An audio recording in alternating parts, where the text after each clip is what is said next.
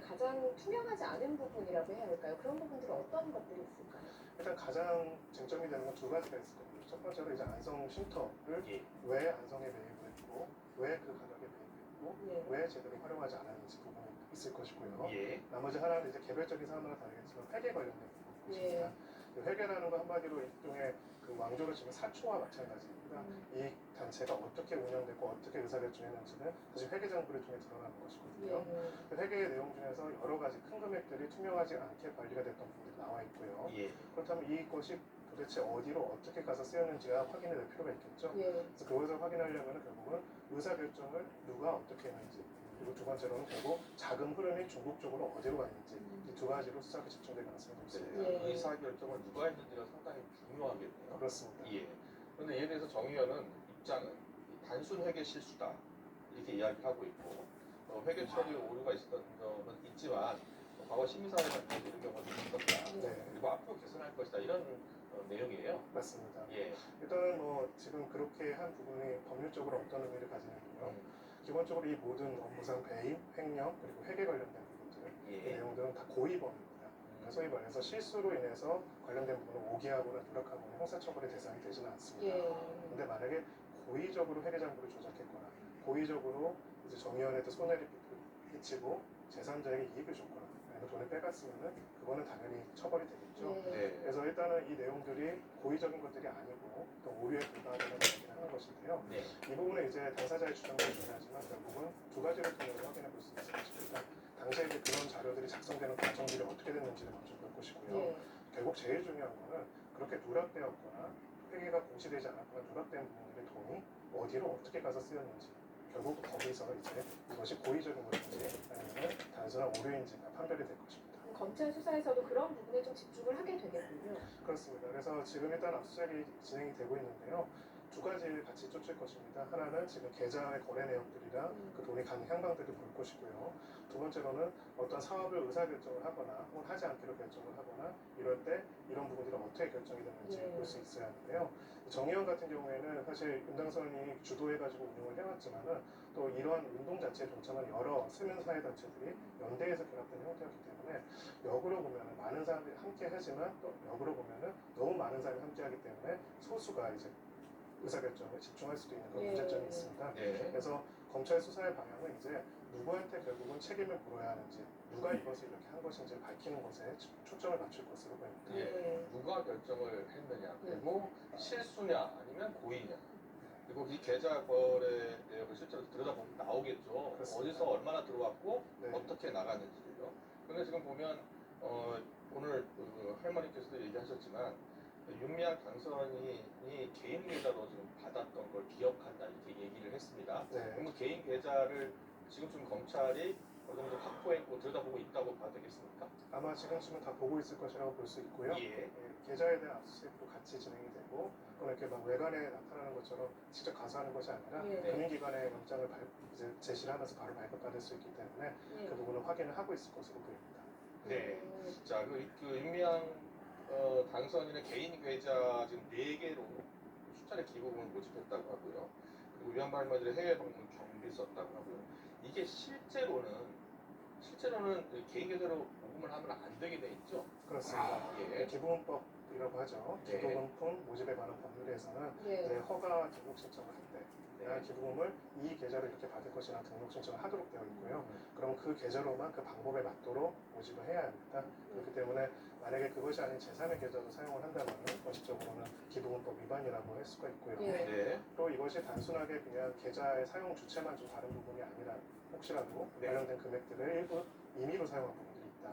혹은 임의로 사용하는 재산과 혼납 함께 이제 합쳐가지고 사용해서 운영했다라는 예. 그 자체도 문제가 될 수가 있습니다. 예. 네. 그런데 정 의원은 2017년에 기부금품 모집법이 시행되기 이전의 일이라고도 해명을 하기도 하고 법 시행 이후에는 해당 법에 대한 정부의 안내가 부족했다 이런 지적을 하고 있거든요. 어떻게 보고 계십니까?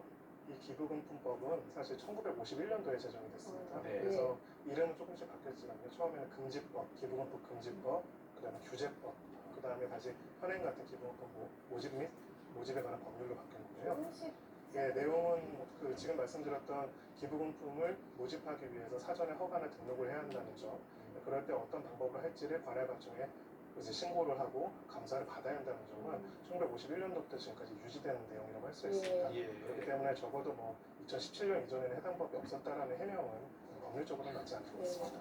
그렇군요. 2017년 기부금품 모집법이 시행이 됐지만 비슷한 법들이 과거에 있었기 때문에 네.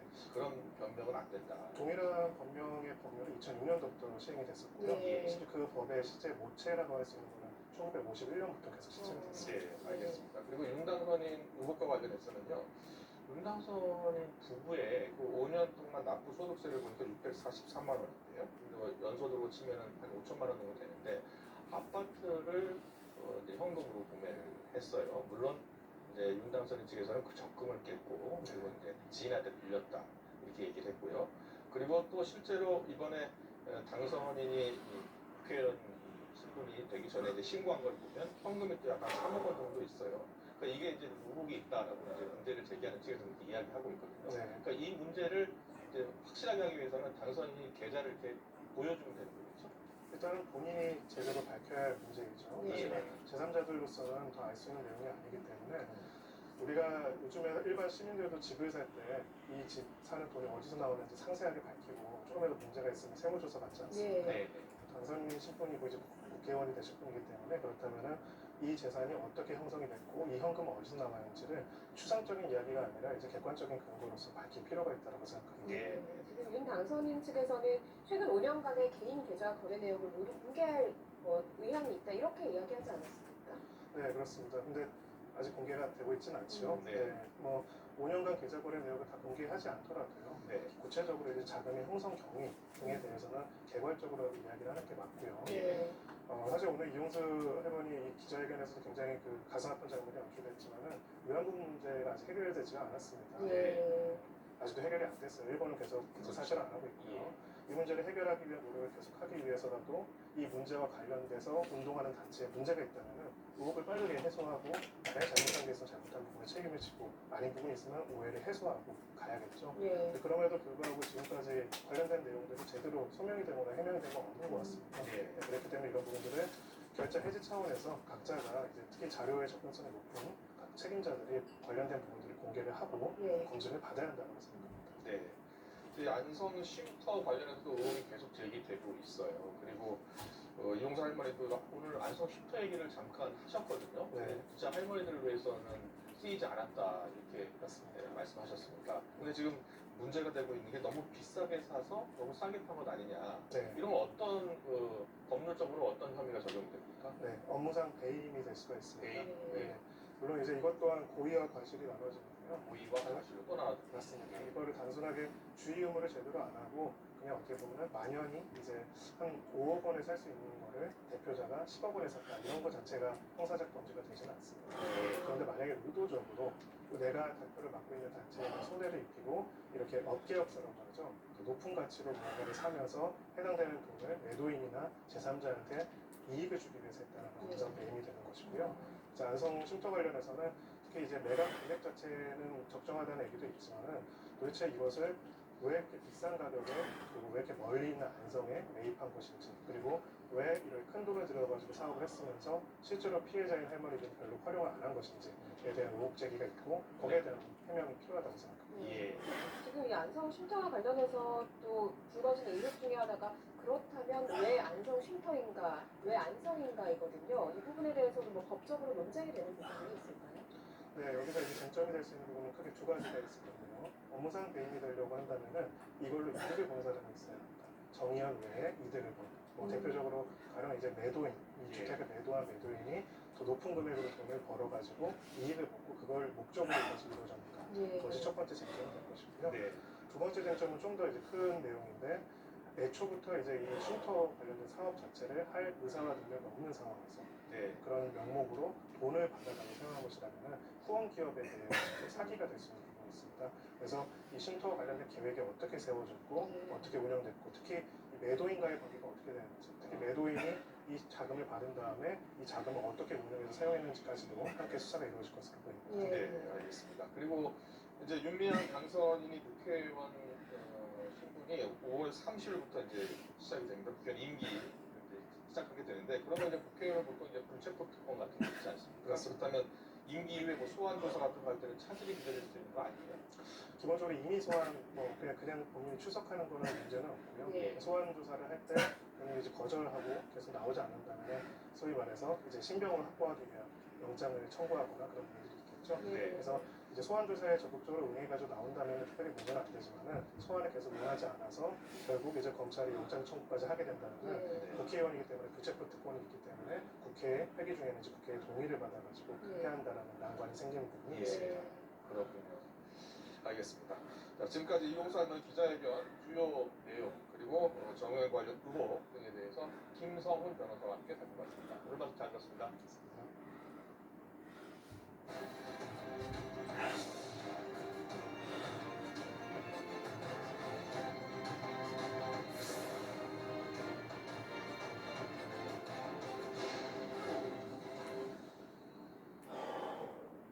정의연에 이어서 나눔의 집을 둘러싼 갈등도 커지고 있습니다. 내부 고발자들이 나눔의 집 측에 우호적인 직원을 감금하고 협박했다는 신고가 접수돼서 한밤에 경찰이 출동을 했습니다. 같은 사건을 두고도 해석이 정반대인데 내부 갈등이 점점 극한에 이르는 모습입니다. 강희경 기자가 보도합니다.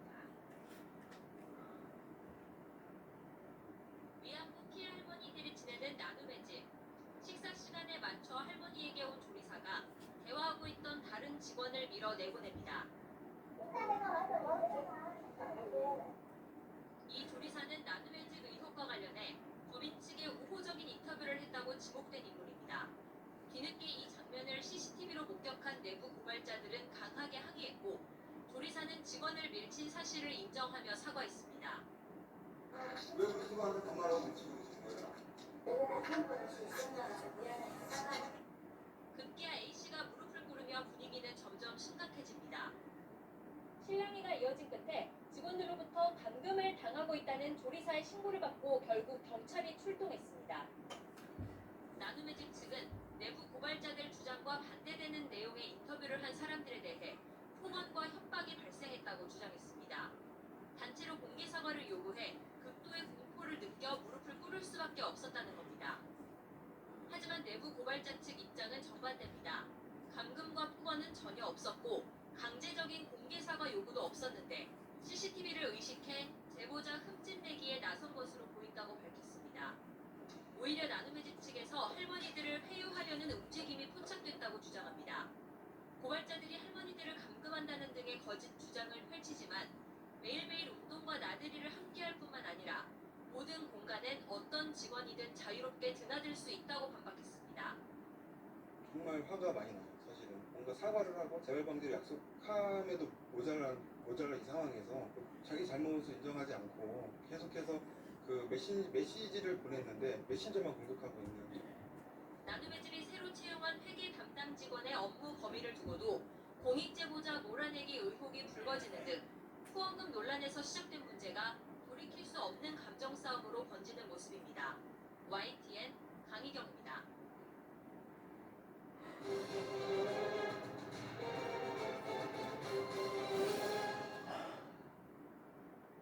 서울 이태원 클럽과 관련된 확진자 수가 지역사회 감염으로 확산하고 있습니다. 특히 5차, 6차 감염 사례가 계속 늘면서 모두 240명이 됐습니다. 현장에 나가 있는 취재기자 연결합니다. 정현우 기자. 네, 저는 지금 서울 이태원에 있는 한 클럽 앞에 있습니다. 네, 곧 이태원 클럽발 이 감염. 지금 5차, 6차 감염까지 나오고 있죠. 네, 그렇습니다. 이태원 클럽과 관련된 확진자 수는 240명으로 늘었습니다. 지금까지 파악된 이태원 클럽발 5차 감염 사례는 7건, 6차 감염 사례는 4건으로 확인됐습니다. 방역당국이 파악한 서울 중랑구 50대 택시기사 6차 감염건에 이어 서울 성동구에서도 추가 6차 판정이 6차 감염이 3건 더 나왔는데 모두 인천 학원강사발 감염으로 확인됐습니다. 방역당국은 5차와 6차 감염 사례가 경기 부천시 라운파티에서 열린 돌잔치와 관련돼 있다고 설명했습니다. 이 가운데 서울 중랑구에서는 50대 택시기사 A씨가 6차 전파로 확진 판정을 받은 겁니다. 이태원 클럽을 방문했던 인천의 한 학원 강사에서 시작된 감염이 경기 부천 뷔페식당 4차 감염까지 연쇄적으로 이어졌고 4차 감염자의 직장 동료와 접촉한 택시기사 A씨의 아내가 오차로 확진됐는데 택시기사에게까지 옮긴 것으로 보입니다. 이태원 관련 감염자 가운데 클럽을 방문하지 않고 감염된 사람은 141명, 60%에 달합니다. 방역당국은 이태원 클럽발 첫 확진자가 발견되기 전에 학원과 노래방 등 다중 이용 시설을 통해 바이러스가 전파됐기 때문에 N차 감염 확산을 막기 어려운 상황이라고 설명했습니다. 방역당국은 확진자가 다녀간 주점이나 노래방, PC방 등 시설 명단을 밝히고 있는 만큼 해당 시설을 방문한 시민들이 자발적으로 증상과 관계없이 진단검사를 받을 것을 거듭 당부했습니다. 지금까지 서울 이태원에 있는 한 클럽 앞에서 YTN 정현우입니다. 코로나19 확산 우려가 여전한 가운데 이른바 도우미를 알선하는 불법 영업을 하면서 마스크 착용조차 하지 않는 단란점들이 적지 않습니다. 지자체마다 현장 점검을 벌이기도 했지만 YTN 취재 결과 이런 단속을 비웃듯 꼼수 영업이 계속되고 있었습니다. 홍민희 기자가 현장을 취재했습니다. 늦은 밤, 번쩍이는 간판이 가득한 거리. 노래방이 몰려있는 도심 골목에서 호객 행위가 한창입니다. 아이들은 어려요. 20대 초반부터 많아가지고 10대 초반이에요. 어차피 놀시고 오면 아가씨하고 보시죠. 이른바 도우미를 불러준다며 방역 수칙을 지키지 않고 놀 수 있다는 걸 대놓고 강조합니다. 그런 거 정치 앞에서 솔직히 그런 것을 똑같이 노시는 거예요. 내가 이때부터 마스크 쓰고 놀 게 아니라 당연히 옆에서 앉으시고 같이 의자에서 뭐 노시고 이렇게 할 거니까. 실제로 영업하고 있는 노래방을 찾아가 봤습니다. 업주도 마찬가지. 당연하다는 듯 마스크를 끼지 않는다고 말합니다. 이건 마스크가 있겠어요. 단란주점에서 접객원을 고용하거나 알선하는 건 불법인데도 암암리에 이뤄지고 있습니다. 이곳 노래방 11곳을 직접 확인해보니 6곳이 불법 접객원이 활동하고 있는 업소였습니다. 이런 접객원들은 명부에도 남기지 않습니다. 앞서 서울시가 시내 단란주점 2,200여 곳에 현장 점검을 벌이기도 했지만 이런 단속을 비웃듯 꼼수 영업은 여기저기서 계속되고 있습니다. 손 잡고 보시다가 아니면 혹시라도 동생이 또 걸리겠거든요. 다치거든요. 근데 홍보로 이 진행하시지 상호로 영상을 시키면은 문제가 없어요. 저 이행이라고 하는 거. 불법 노래방들이 성업할 수 있는 건 집합 금지 명령이 내려진 유흥주점이 아닌 일반 단란주점으로 등록돼 있기 때문입니다. 단속도 불법 여부보다 방역 지침 준수에 주로 초점이 맞춰져 있습니다. 접객원 명단조차 없는 만큼 감염이 발생할 경우 역학조사마저 쉽지 않은 상황입니다. 따라서 사실상 유흥시설과 다름없는 이런 업소에도 강력한 행정명령을 내려야 하는 게 아니냐는 목소리가 높아지고 있습니다. YTN 홍민기입니다. 어제 하루 코로나19 감염 환자가 16명이 추가돼서 국내 확진자는 11,206명으로 늘었습니다. 신규 환자 대부분은 13명이 지역 발생이었습니다. 클럽발 감염 확산세로 지역 환자가 수도권에 집중돼서 서울이 6명, 경기 4명, 인천 1명, 대구와 경북에서 각각 1명씩 확진됐습니다. 국내 입국자 검역 수명을 포함해 신규 해외 유입은 모두 3명이 늘었습니다. 어제 서울 강서구의 미술학원 강사가 코로나19 확진 판정을 받은 데 이어서 수업을 들은 6살짜리 유치원생도 추가로 확진됐습니다. 이 아이가 다니는 유치원에서 함께 긴급 돌봄 교실을 이용한 원생만 150명이 넘습니다. 부근 초등학교와 유치원 15곳이 긴급 돌봄을 중지했습니다. 실제 연결합니다. 김다현 기자. 네, 사회부입니다. 네, 자세한 상황 정리해 주시죠. 네, 확진자는 강서구 예일유치원에 다니는 6살 아이로 어제 확진 판정을 받은 마곡동 미술학원 교사에게 감염된 것으로 추정됩니다. 유치원은 현재 폐쇄된 상태입니다. 이 유치원은 선생님만 30명이 넘고 원생 270여 명이 다니고 있습니다. 지난주 긴급 돌봄 교실을 이용한 원생은 159명으로 파악됐는데 보건소 측은 조사와 아이들 180여 명에 대해 코로나19 진단 검사를 벌이고 있다고 설명했습니다. 앞서 어제 확진된 강서구 미술학원 강사는 지난주 금요일까지 학원에 출근한 것으로 확인됐습니다. 방역당국은 밀접 접촉한 학생과 동료 강사 3명을 포함해 38명을 자가격리 조처했습니다. 수강생 91명을 포함해 이 학원에 다녀간 113명에 대한 검사를 진행하고 있습니다. 지금까지는 80명에 대한 검사 결과가 나왔는데 확진된 유치원생 1명을 뺀 나머지 79명은 음성으로 나타났습니다. 학원 부근 공진초등학교와 공항초등학교를 포함해 초등학교 5곳과 유치원 10곳은 내일까지 긴급 돌봄을 포함한 모든 학생의 등교를 금지하겠다고 공지한 상황입니다. 당장 모레 전국 초등학교 1, 2학년이 등교 예정인 상황인데 서울시 교육청은 일단 강서구 학교의 모레 등교 계약 여부에 대해서 접촉자들의 검사 결과에 따라 조치할 예정이라고 설명했습니다. 지금까지 사회부에서 보내드렸습니다.